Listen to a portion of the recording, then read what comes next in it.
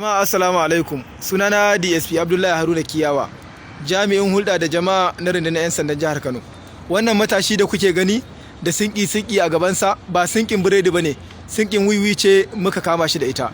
Mun samu rahoto akan cewa an ga wani matashi da buhunhuna amma ana zargin kayan laifi ne a ciki.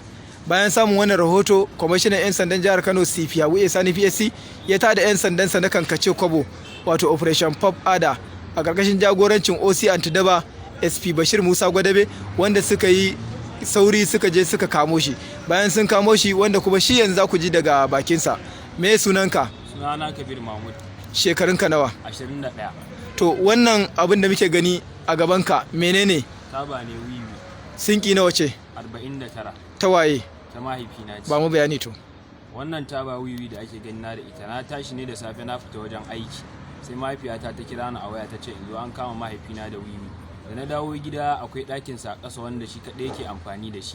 Sai na duba cikin makullayensa na zo na samu na buɗe wannan ɗakin, sai na samu akwai wiwi guda 49 a ciki.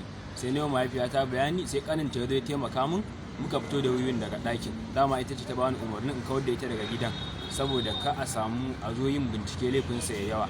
Ƙanin mahaifiyata ya kira ɗan sahu na ɗora wiwin, na kira abokina wanda yake zaune a unguwar Ɗanbare na ce mai zan kawo mai ajiyar wiwi, ya ce to.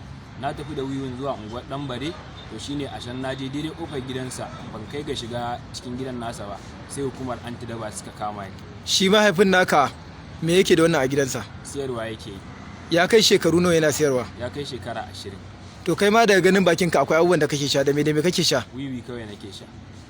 To alhamdulillahi, bayan samun wannan rahoto da kama shi, tuni mun yi tattaki mun kamo mahaifiyar tasa har da kanin nata ma da ya taimaka na ganin cewa a ɓoye wannan kayan laifi, wanda yanzu haka shi ma abokin nasa da za a kai masa wato ajiyar wannan wiwi tuni shi ma mun kamo shi. To kwamishinan 'yan sandan jihar Kano CP Habu Sani ya ba da umarni a mai da wannan korafi babban sashen bincike da ke Banfai domin a yi bincike a gane cewa ta ina wannan wiwi take shigowa jihar Kano, kuma ina da ina suke kasata suke siyarwa matasa, suna sha, suna fitowa, suna kwacen waya, suna harka ta daba a cikin gari da sauransu.